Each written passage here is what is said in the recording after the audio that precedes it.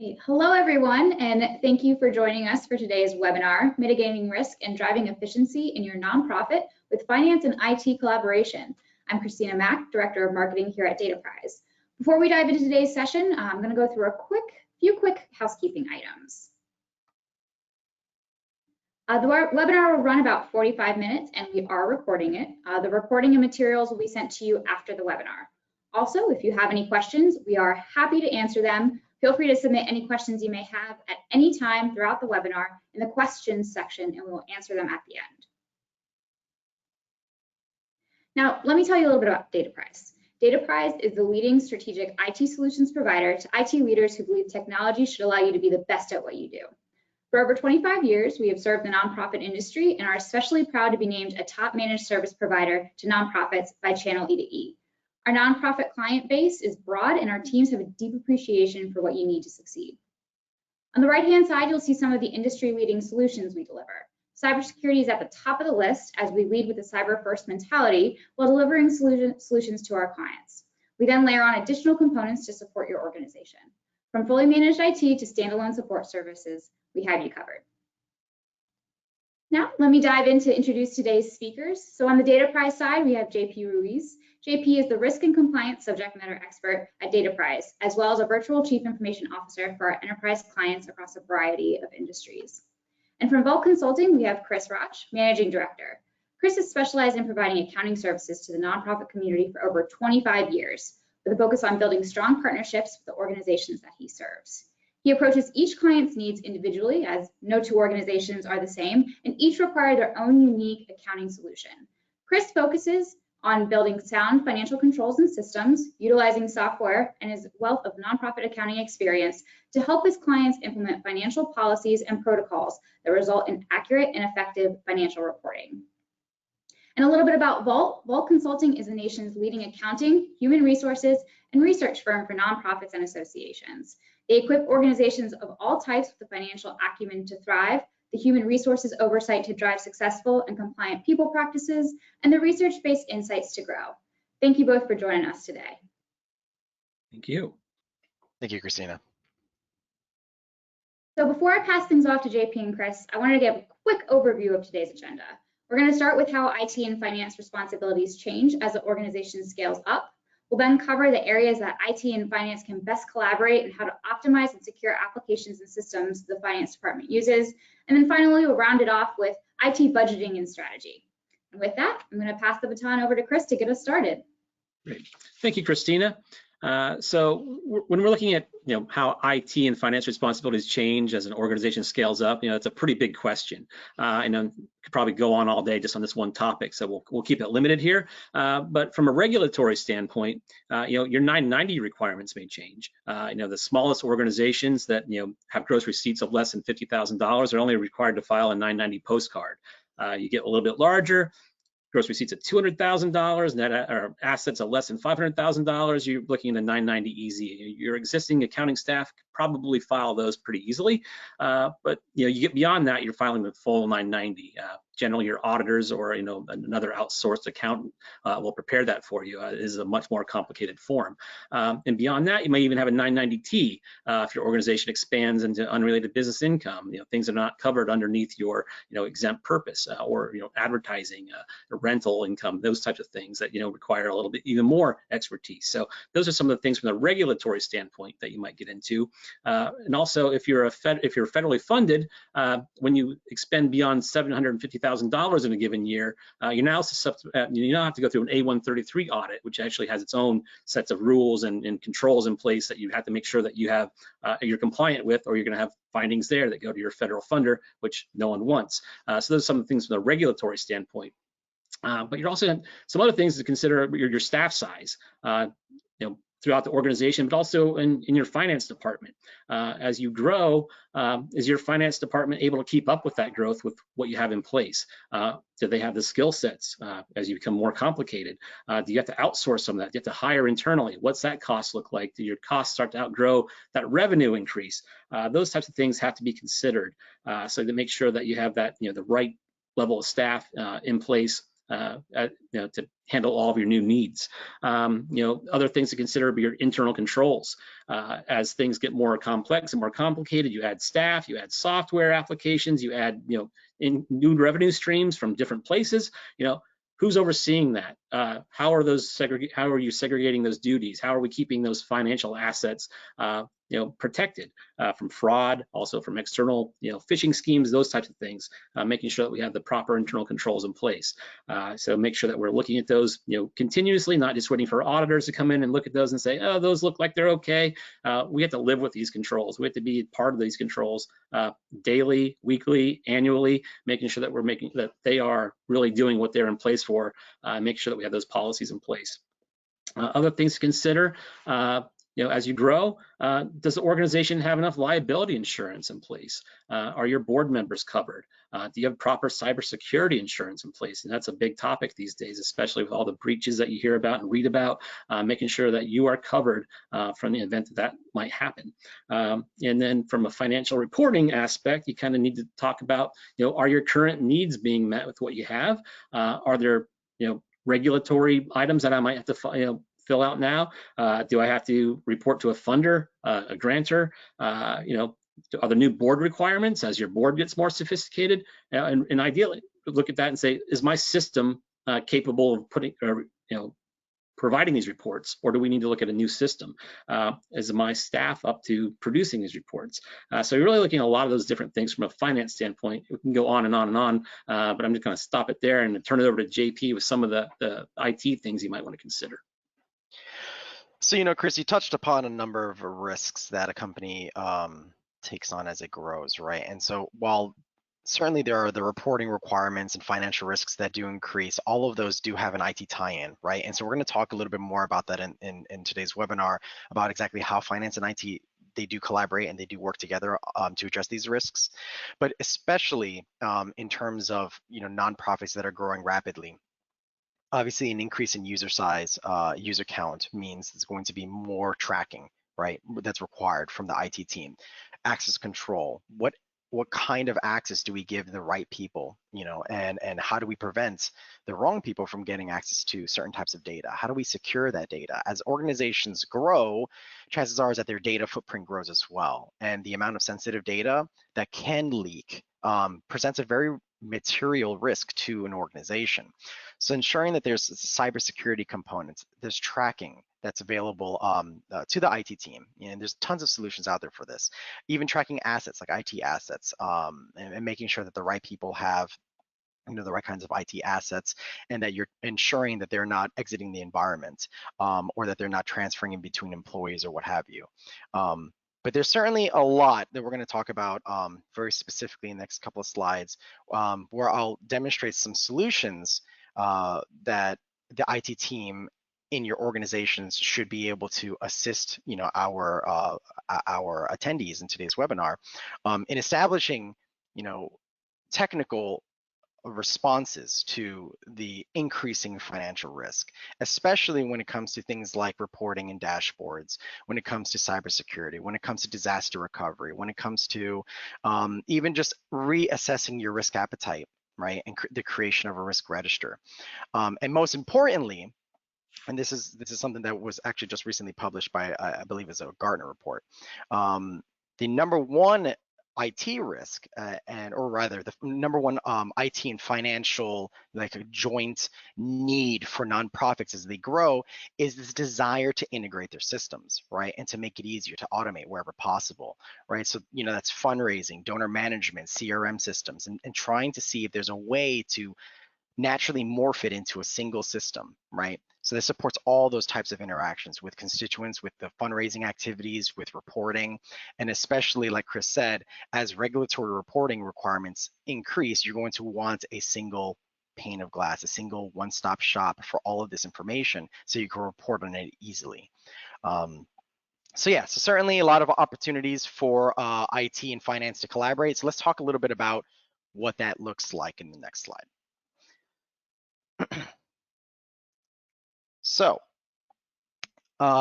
there are two ways to look at the way IT and finance collaborates with each other. Well, first off, if your organization does not have standing meetings between these business units, they probably should consider starting them, right?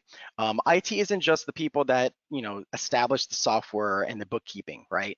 They can certainly assist with a lot of the pain points that your finance and accounting departments probably see as the company grows. There's areas where IT can certainly directly assist finance, right, in addressing those business requirements, whether it's, again, financial reporting and dashboarding. There's certainly IT-led solutions such as, CRM software or ERP software, enterprise, type of or level software that covers all of your customer base, your membership, your fundraising, marketing trends, inventory levels, sales, all of it, right, and the finances.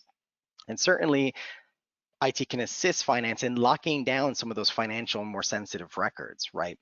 With data security, data loss prevention. And so there's a number of solutions out there for that. And then there's, the compliance side of it, right? And automation, like we talked about. But there's also areas in which finance can assist IT as well, right? Can directly can just direct IT and all of the strategic planning and operations, especially when it comes to IT budgeting and forecasting.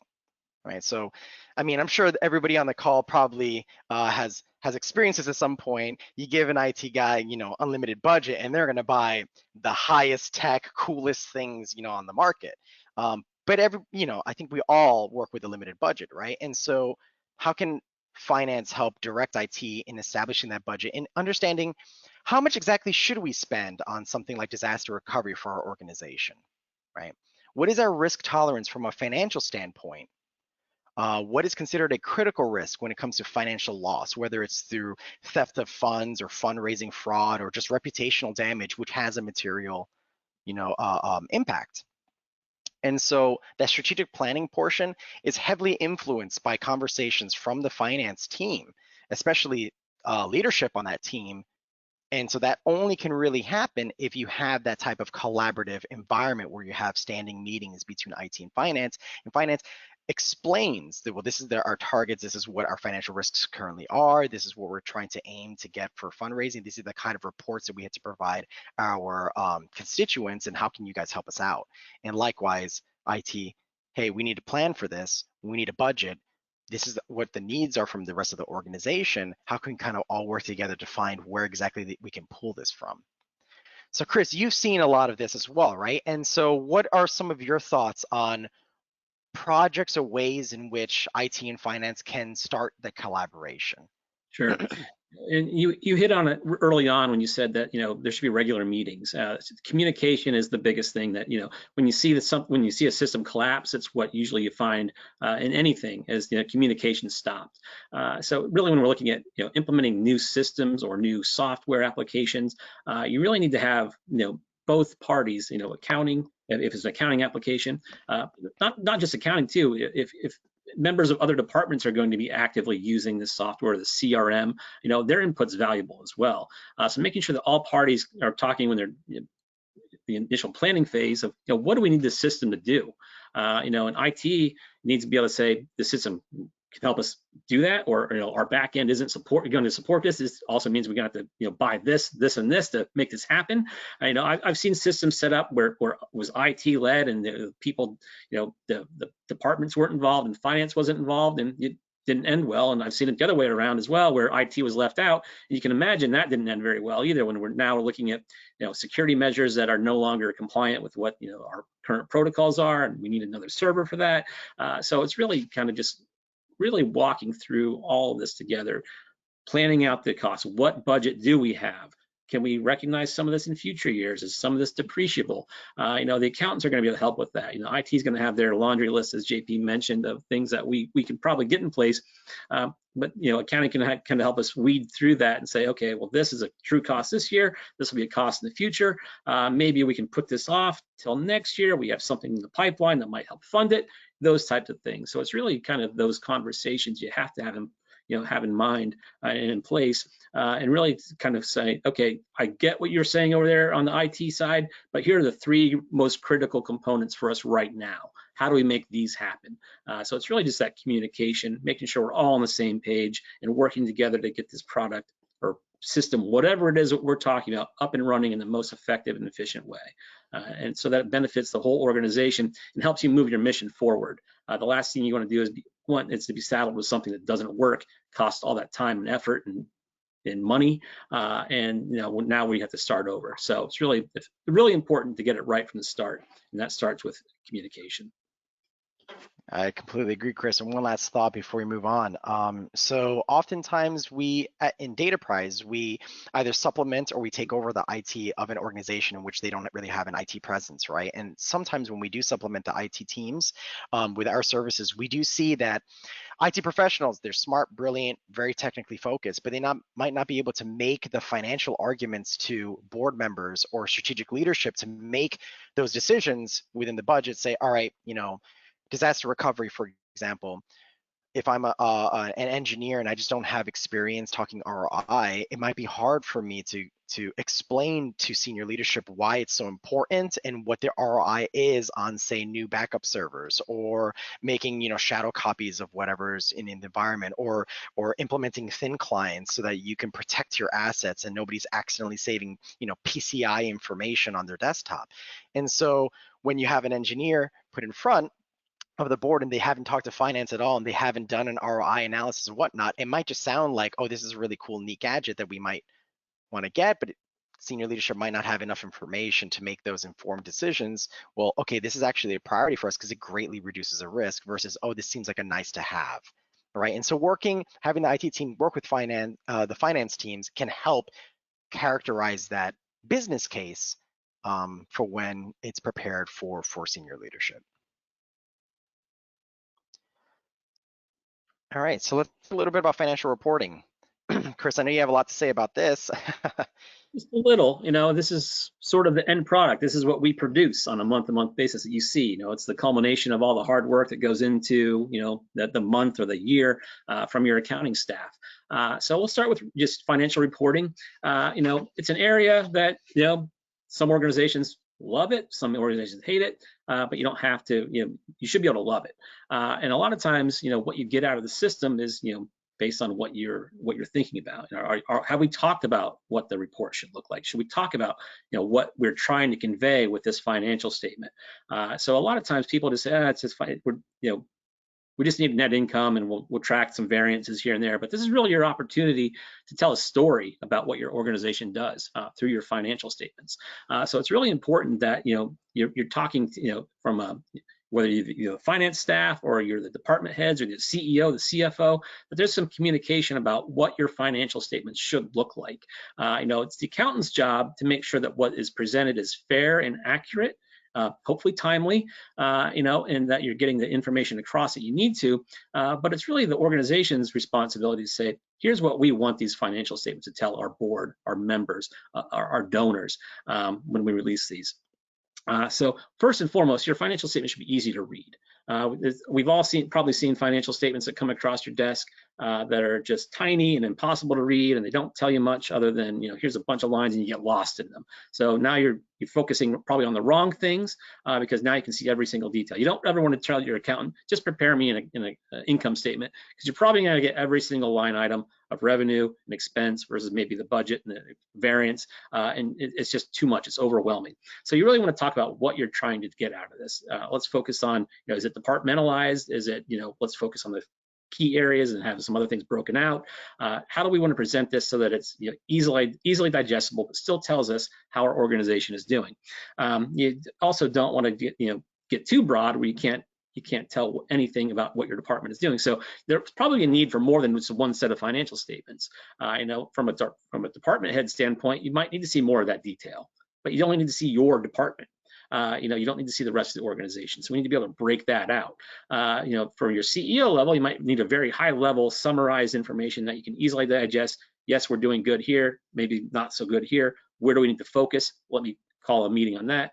Let's get to that point. For your board, you probably don't want to give them all the detail in the world. You want to give them the highest level financial statement you can. It might just be total revenue, total expense, a couple of highlights here and there, which we'll kind of get into dashboarding in a minute here. But you really need to kind of focus on what you need those things to be at each level. And really, when you're looking at that, can our system develop that, or is there manual manual manipulation involved to get those reports out, and we'll kind of talk about some of those later with systems. But you really want to make sure your system can drive the financial reports. You don't want this to be a manual process. You want to make sure that you're taking as much human error out of that process of producing those financial statements as possible, so that we can be more reliant on the system, the data out of the system coming over without error from human hands. So that's really kind of some of the highlights, I would say, from a reporting standpoint. So making sure you select a system that can deliver the financial reports that you want and need, and also set up in a way that you can get them in a timely and meaningful basis. The dashboarding side, dashboards are not anything new, but I'm still always pretty surprised when I walk into a new organization and find out that they don't have any. And it's pretty prevalent. And a lot of times, as I talk to an organization about, why they don't have dashboards or what they would want to see on a dashboard, they don't know. And that's the first question I always get is, what should be on my dashboard? And that's a tough question for me to answer, because especially with a new organization, because I might not know you guys that well yet. So my first response is always a question back. What's that one key piece of information that you need on a daily, weekly, monthly, annual basis that helps you run your organization, helps you know your financial health and stability, helps you run your department, whatever that might be, whatever the level of oversight you have? What's that one critical piece of information that you have to have? And it has to be timely and it has to be accurate. They can always answer that one. And then I'm going to start talking, okay, what's the next one? What's the next one? So we identify 4 or 5, maybe 6. We don't want 10 or 12, 13. Now we just have a financial statement. Let's identify those few key critical areas that we can easily put together on a financial dashboard. Your system's going to tell us, hopefully it's coming right out of your system. Sometimes it has to be done in Excel, but can we drive it so that it's updated daily, weekly, monthly, however often that data is updated in your accounting system, so that that dashboard is being updated on the fly. It might be not quite real time, but as close as possible as you can get it. And JP will kind of talk through some of those things with CRM and ERP systems that'll help us get there. But those are sort of the big areas when we're looking at financial reporting and dashboarding. Is really talking with your finance staff to make sure that how do we get these reports out that are not just accurate but also meaningful, so that we can take this to the board. And I don't need to have my accountant on staff on the meeting necessarily to walk us through each of these points, because it's pretty identifiable what we're trying to get across by just looking at this financial statement. So that's your goal when you're preparing financial statements and writing them. So I'll turn that over to JP to kind of talk through some of the IT side of helping you get there. Yeah, certainly. Thank you for that, Chris. No, so you touched on a couple of really good points. So Deloitte recently ran a study, a very large study, it's like 600 some CFOs back in 2018, where 53% of the respondents reported data quality specifically for the financial reporting as the largest barrier to doing proper financial reporting, right? And so only 35% of those CFOs felt that the current level of technology supported efficient financial reporting analysis. In fact, nearly half of the time of the financial departments was spent generating and updating financial reports, and less than 1/5 of that time was communicating those results to stakeholders. So it's wildly inefficient, right? And so, like Chris mentioned, that the ability to automate those workflows is essential in picking a CRM or an ERP solution, right? To plan your resources, to plan your, to document your clients. And so there's several key aspects I want everybody on this webinar to really focus on when you're trying to look at CRM and ERP solutions or financial solutions for financial reporting. The first is going to be making sure that you have centralized data collection, right? And so we talked a little bit about the ability to integrate most of your data sources into one system. Fortunately, this isn't 10 years ago where everything was disparate. Nowadays, there's a lot of integration possibility, right? Yeah, you have entire organizations that are dedicated to establishing integration between two systems that you may have. And oftentimes those systems might actually have their own in-house built integration between them, right? And so ensuring that whenever you are doing vendor analysis for something like financial reporting, dashboarding, whatever, that you are asking questions, does this integrate with this existing solution that I have? And if not, maybe I should review that solution and see if it really is the best fit, or if there is a third-party integration, app that I can use. And so centralized data collection is extremely important, right? So that's lower information management costs, lower preparation costs. That's obviously going to be important. And it also removes silos, right? As soon as you have multiple different departments working out of the same environment, it fosters collaboration. And we've seen that a lot with growing companies. Siloing becomes a particular big risk. So anytime that you can get your departments to collaborate, it's going to be helpful. Obviously, automating data entry is going to be extremely important. You don't want to be spending so much money on these, really highly skilled financial or financial experts and accountants when all they're doing is putting in data entry, right? And so making sure that you have automation potential within the CRM ERP eliminates human error, increases speed and accuracy, right? And so that's extremely important. And of course, you can't talk IT nowadays without hearing, about making sure everything's in the cloud. And so having something cloud-based allows for everybody to access it regardless of their location. That's important. Most cloud-based software has role-appropriate access that you can establish, so only certain people have access to certain types of records within the CRM. This is especially important if you are centralizing all your data, right, in one area. And then they usually have dashboards built in, but if your solution that you currently have is so amazing, you love it, but it does not have dashboarding capabilities, there are other solutions out there that can ingest the data from your CRM or existing ERP, or even a spreadsheet if you really like working out of spreadsheets, and create the dashboards. One very popular example of that is Power BI. And so if you don't have the in-house expertise to do that, there are companies, including DataPrize, who actually can create those dashboards for you. So if your finance team or your senior leadership really needs to see real-time, up-to-date spend on specific projects, and your software doesn't support that, there are options, right, to ingest that data in real time and output a dashboard that somebody can log into at any time and see, right?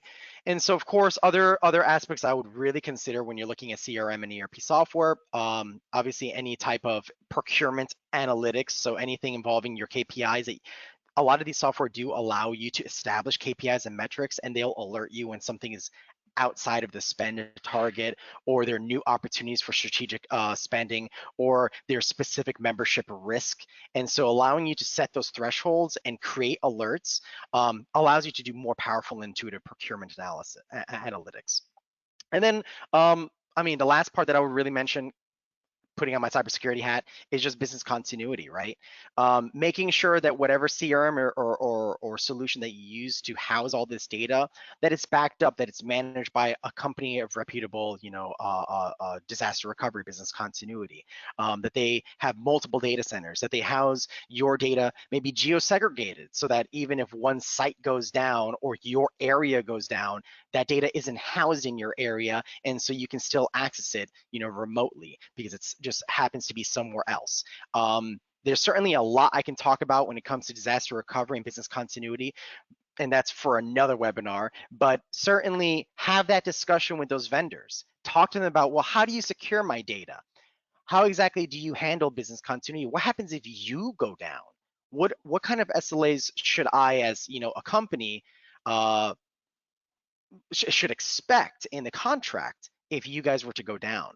Maybe there should be no data loss. Maybe you guys have an SLA of getting back up within an hour, because for every delay that a vendor that you use causes you, that again is a material damage to your company. So looking at it from a risk standpoint, ensuring that you have that conversation when you're scoping out this type of software for reporting is essential. Absolutely.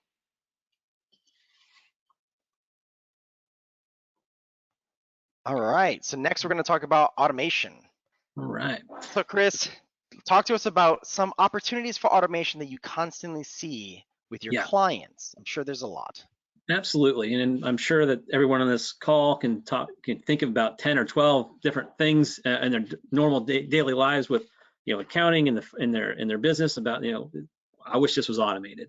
And one of the biggest things, and I think COVID has really kind of stepped this up so that it's maybe not as prevalent anymore, but just online bill pay. The days of cutting checks and hunting down that third signatory on Christmas Eve before everybody leaves for the the holidays is kind of gone. And so you really want to just I'll tell you, if you're cutting paper checks, stop doing it now. Go out. There's some very, very affordable resources that will make your life easier and kind of just cut down those approval pathways and all those other things, and just get, integrates directly with your accounting software. It'll make your life so much better. But other things like, complex allocations.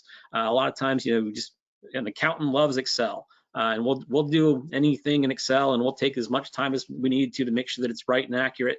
But a lot of the accounting software packages or third-party softwares will do these allocations for you in a fraction of the time that it takes on a monthly basis. We're talking overhead allocation, staff and salary benefit allocation, whatever it might be.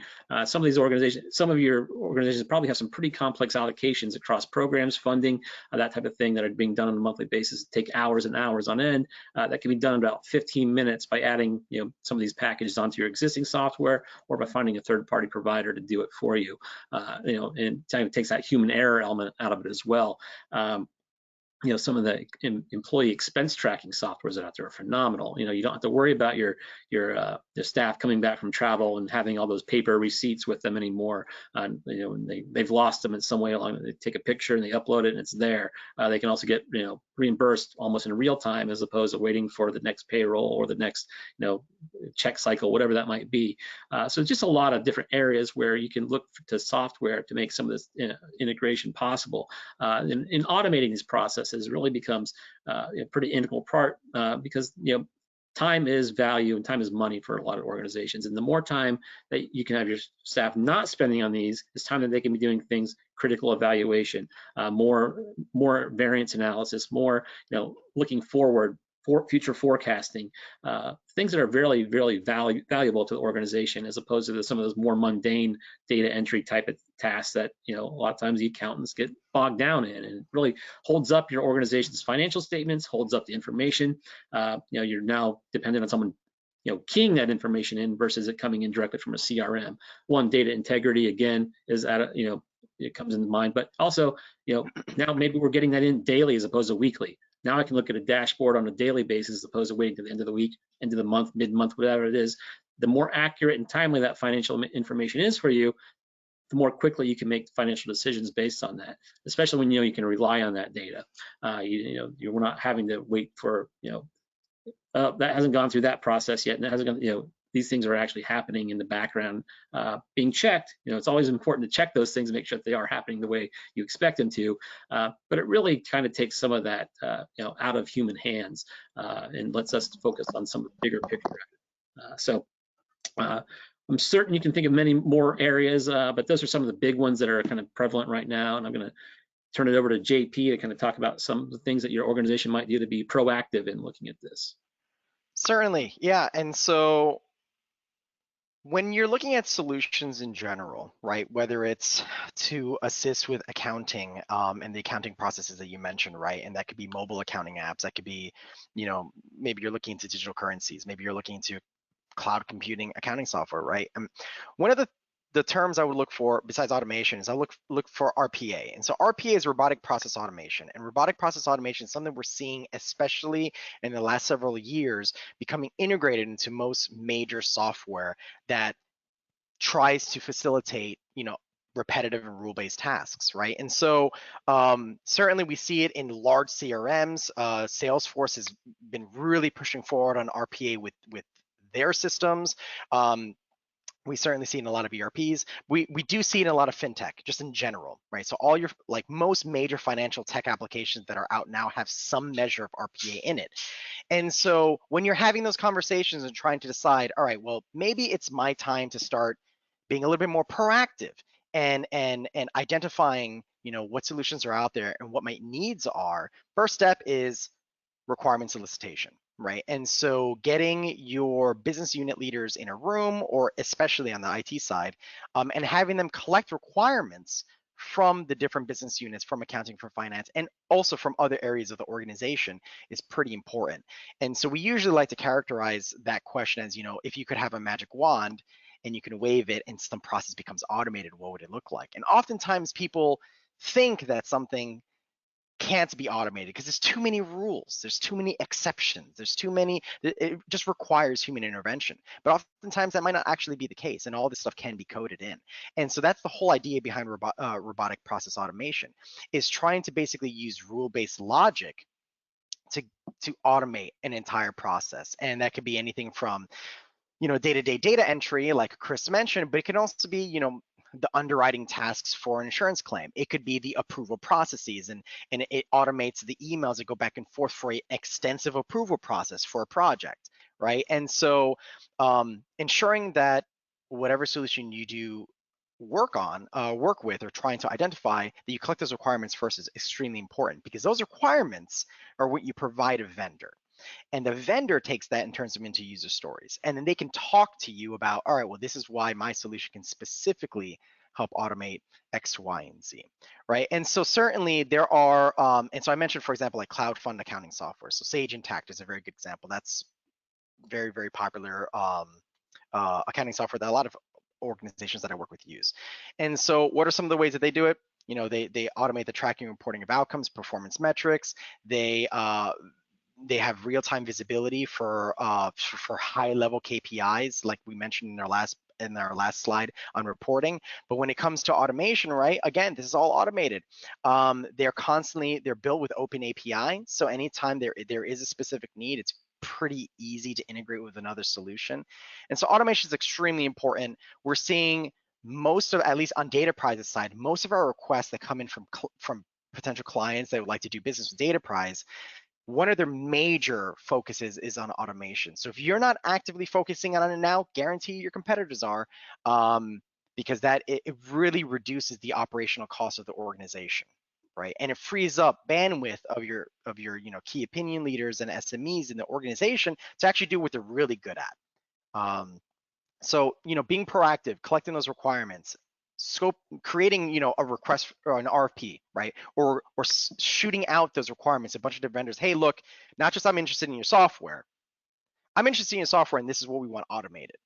If you can't do this, go on to the next one. There's dozens out there for most likely for whatever work stream that you're trying to automate a workflow.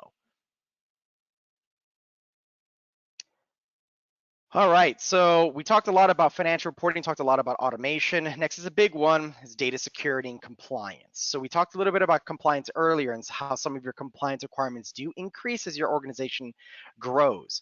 But it's not just like 990 requirements, guys, right? So if your organization gets to the point where it's processing credit cards, that's going to be PCI compliance. If your organization grows so it's crossing international waters, and now you're working in Europe, that's GDPR compliance. And so all of these standards, they don't only have financial requirements as part of the audit, they often have IT requirements as well. And if anybody on this call has done a financial audit, they see that there's usually a major section on data security, or on how IT is provisioned, or how IT handles financial transactions, or whether or not these transactions are encrypted, or whether or not the workstations or PCI terminals are encrypted. So lots of questions like that. And so your organization's size and your organization's number of transactions directly correlates with those compliance requirements as well. I mean, just look at PCI, for example. PCI, if you have, sub 1 million transactions, it's very different if you have over 5 million transactions. You're talking about changing from 20 some metrics that you need to satisfy to about 230 controls, right? And you have to report on them. And it's no longer, oh, does your organization have, this encrypted? It's, well, what are your firewall settings, right? And so as your organization grows, you need to have those conversations with IT, because oftentimes IT doesn't realize that these are compliance standards that the organization has to comply with, right? And so usually it's legal, compliance, and finance that are leading and spearheading that charge to make sure that your organization maintains compliance, right? Because they're the ones that ultimately get audited, not necessarily IT. They get audited and they might have the IT component, and then you ask the IT department, but getting ahead of it and being proactive prevents you from possibly incurring fees. And in the worst case scenario, possibly losing the ability to even do things like provide or credit card transactions to your clients. And that is something that does happen with PCI. I've seen organizations lose their ability to even process credit cards because they did not satisfy PCI compliance during an audit. And same thing with GDPR, right? And so certainly all of this compliance really is heavily focused on data security. And so there's a lot of solutions out there to help promote data security in your environment. So for example, data loss prevention, I mentioned that earlier. There's ways that you can automatically, so for example, in Office 365, I'm sure several people on the call, their organization uses Microsoft 365. Office 365 does have the ability to create certain data loss prevention rules in email, for example, where you can say, well, we don't want anybody to be able to send social security numbers or financial data or bank numbers or SWIFT codes, right? And it'll automatically scan any email that tries to be sent into or internally or externally of the organization and the attachments themselves to see if this type of data is present. And if it gets a certain amount of hits, it'll block the email and alert the user and IT, hey, look, you're not really supposed to be sending SWIFT codes, right, that are unmasked. You're not supposed to be sending credit card data that's unmasked. Your spreadsheet that you're trying to send has a whole ton of unmasked credit card data, or you might even have CVV data, which is like you're not allowed to even write that stuff down, right? And so data loss prevention, the whole idea behind that is to prevent this type of data from exfiltration, right?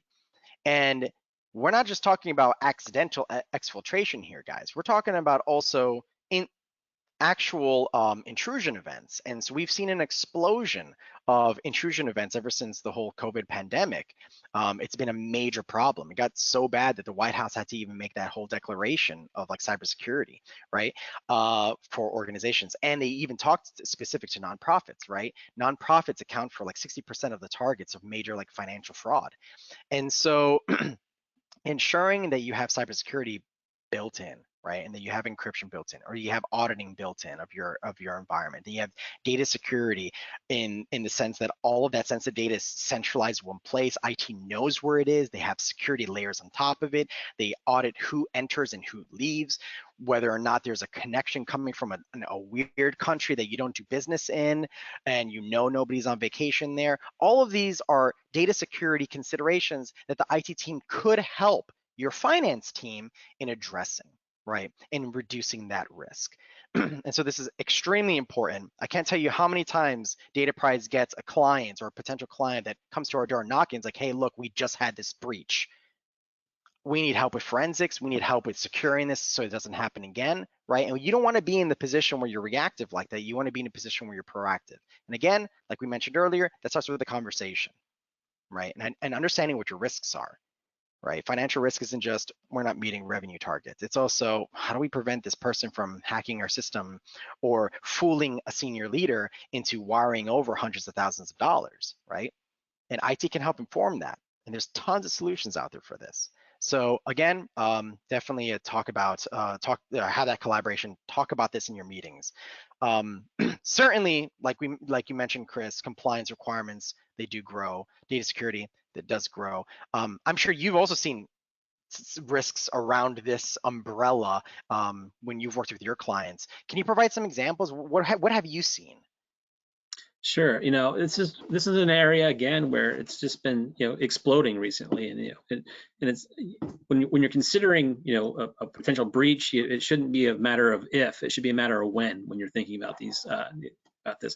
It's bound to happen. We've had several clients over the past few years that have actually been breached either through a data provider or their internal network, and really just weren't prepared at all for it. They thought that things were in place. We've got a firewall. That firewall is 5 years old. And so are we looking at those types of things when we're budgeting? What are our true needs to protect our organization?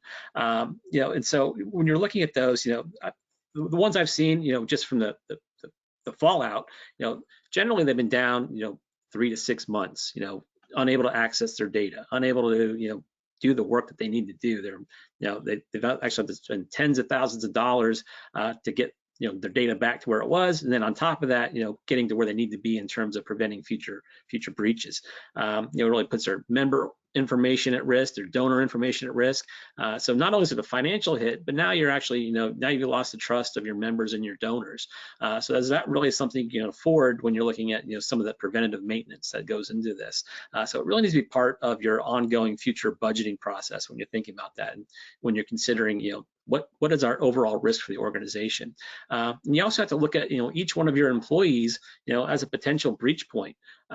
So phishing schemes, JP mentioned a few things, ineffective passwords, using their work computers for, personal use, or visiting websites they shouldn't. What are your policies and procedures that you have in place surrounding passwords? And is there any education going on about, potential phishing schemes? It's safe to assume, sometimes you would think, that my people would never click on that PDF or think that I need gift cards or whatever that is. They would know. But unless you're actively telling, you'd be surprised at who clicks on things. I know you release some, working with DataPrize, I've seen them release some test information into the client environment, and you're always surprised by the number of people and at what levels actually click on some of those things. So some of that preventative care with that, in education goes a long way. So that's something I think a lot of organizations should really look at, because when you start to educate your employees, you really bring some of that risk down.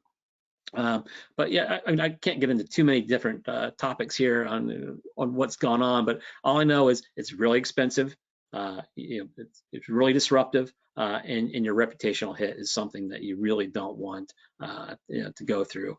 So it's better to sit down and devise the most effective system for security that you can afford, and work from there, because there are different points, right?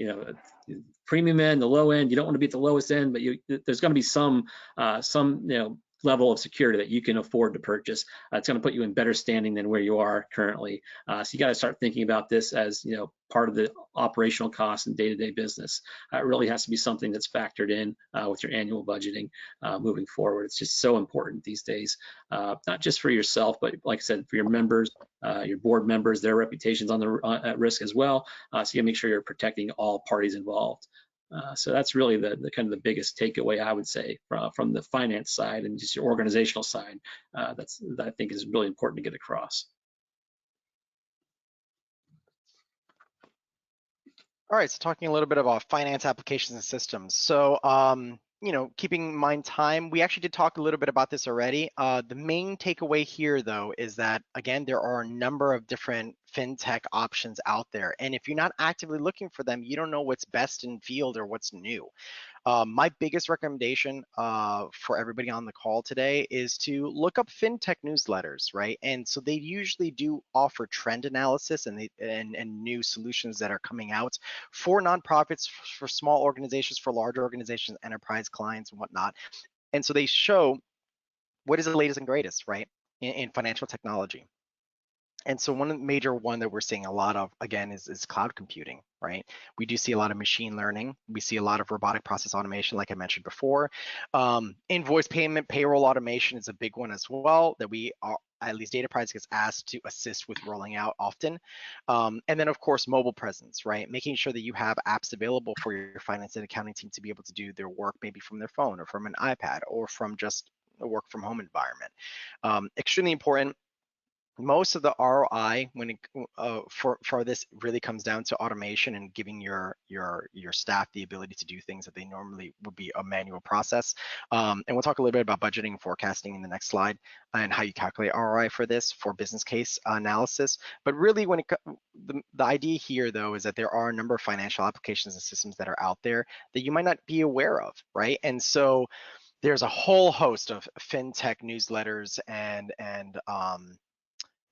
hubs that are on the internet that I highly recommend checking out. Fintech Nexus is one big one that I like to look at a lot. And so they're constantly talking about not just the new technology and new integrations that are out there. They also talk about major cybersecurity events, right? And issues and risks that companies like yours might have, unfortunately underwent in the financial sector. Or elsewhere, other industries, and where it's finance focused. And you can read these stories, right? And you can prepare, again, and be proactive. They talk about ways in which people are leveraging, mobile apps to do a lot of the, business to business work or to do banking for your organization. Talking about just how to do digital transformation in general, right? And so ensuring that your company is not one of those, was it like the 35% were the only ones I felt like maybe their organization actually has or has a competent technology presence for their finances, you don't want to be one of those, right? And so this is a very good way of being proactive in that and understanding the financial applications and systems landscape. Yeah, I think it's just important, and JP, you touched on most of this. Just make sure you're selecting things that talk, right? You don't want to select a third-party software that doesn't integrate with your existing accounting software.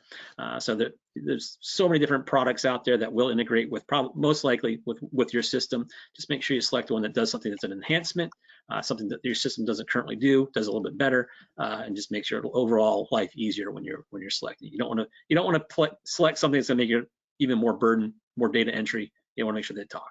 So biggest point there for me. Yeah, no, absolutely.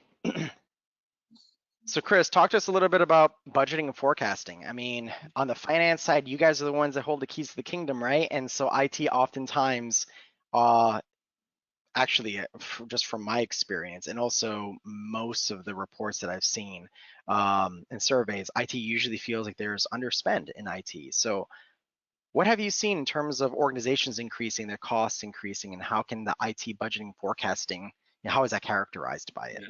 So that's a big thing, because when we're talking about not-for-profit organizations, mission is key. And so when we're budgeting and we're talking, the biggest piece that you want to get out is, how does this support our mission? How does this support our our membership? How is this budget spend directly impacting that?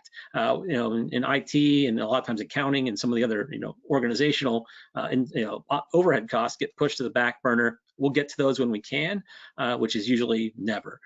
So we want to some of the things that are growing as your organization, obviously your salaries and benefits, your workforce is how you serve your members, how you get those those donations in, how you service your donors. Rental space may be increasing as you grow, so that's another just overhead cost, and it's tough to justify maybe some of the other things that the IT spend when you're having to cover those costs. But also your cost of meeting your member expectations, your donor expectations are going up. Inflation is through the roof right now. Cost of developing programs and meaningful avenues for your organization to follow, those different programs are also increasing. So how do we make room for some of those things? And I think the biggest thing is the focus that proper IT spend is only going to enhance how you service your members and your donors. It's only going to make your employees more effective and efficient, so that you can kind of keep some of those overhead costs down. Do we need a big office? Can we work from home? Can we do some of those things? So thinking about how some of those ways that technology can actually help you reduce those costs, and working with your IT department to make sure that you have it set up in a way that it works well. We've all kind of probably at the start of the pandemic said, oh boy, this does not work very well working from home, but hopefully as you've worked through it, you've gotten better and some more systems in place. So we really need to make sure that also surrounding that are the proper controls that are in place surrounding that software and that technology. So it's really important when we're budgeting that we talk to IT, because I'm sure, as JP mentioned earlier, they've got a whole checkpoint punch list of things that need to be updated, need to be done. It's really important that we listen to those and say, okay, well, maybe we can't afford all of those, but what are the top 3 most critical ones, and how do we make sure that we can build that into the budget? Whether that's through, we can capitalize that and take it over the next 10 years or 3 years or whatever that might be, but make sure that we're listening to those needs, and most importantly, what will happen if we don't? So are we just sort of treading on real thin ice if we don't do this, or is this something that it'd be nice to do, but it really isn't going to impact things? But really also looking at these things from a personnel standpoint, how is this going to benefit us? How will this ultimately benefit our members and our end users? And really making sure that we have that full conversation instead of just looking at the price tag, because a lot of times that's where it gets lost, and it just automatically your eyes glaze over. Can't afford $20,000 right now, but what will that end impact be when we spend that $20,000 is really what's important that we get at. And I know JP has a lot of metrics and things that he can help use to show that, and he's going to talk to that a little bit here. Yeah, so you're right. I mean, we could really talk forever about this, but if I were to give the quick 30-second overview on how you should consider doing IT budgeting and forecasting, especially we have disaster recovery spend on the slide for a reason, right? So this is a very good example. One tool that we like to use, that VCIOs like to use, and CIOs, is something called a business impact analysis, or a BIA. And what we do is that we identify what does your organization depend on to run when it comes to technology: a server, an application, a laptop, right? And we list them all out. What does your app stack look like? Well, I really need Salesforce to be up and running. I really need Intact to be up and running, right? Well, based on your needs for uptime, right? Well, what is the maximum tolerable downtime for your business unit, right? For finance, for accounting, for membership, for whatever, right? And so they'll say, well, if it's down for an hour, now it's a critical event. If it's down for 2 hours, 5 hours, a day, a minute, right? For some of the healthcare nonprofits that we work with. What is your tolerance for losing data? And so all of these can actually be translated into financial loss in an event of an outage, right? And so if your site or if your internet or if your phones go down for a day, what does that look like in terms of financial impact, in terms of decreased revenue, increased operating costs, increased fines, right? And so if you're able to identify what that number is, that gives you benchmark number one for financial planning of disaster recovery.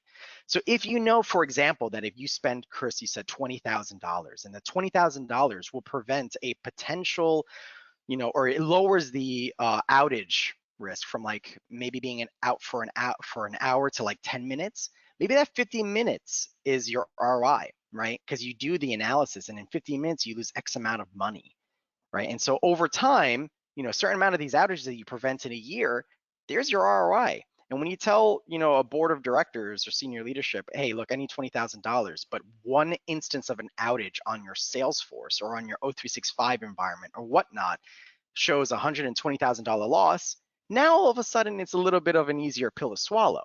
So this is probably step one. And so most of our financial planning around IT usually is risk focused, and we do an analysis like that. So that's step one. Talk to your IT team. They usually know how to do a BIA, or get somebody like a consultant to help you through that.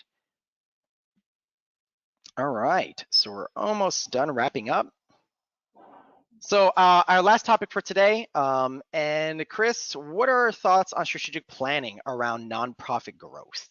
Sure. So when you're talking about nonprofit growth, I mean, as in any organization, for profit, not for profit, you're usually talking about revenue. How are we going to grow our revenue streams? And so we're looking the next year, 2 years, 3 years on down the road. How are we going to get there? Is it organic? Is it just kind of growing on its own? Or is this something we really actually have to focus on and manage? And usually it's that latter category.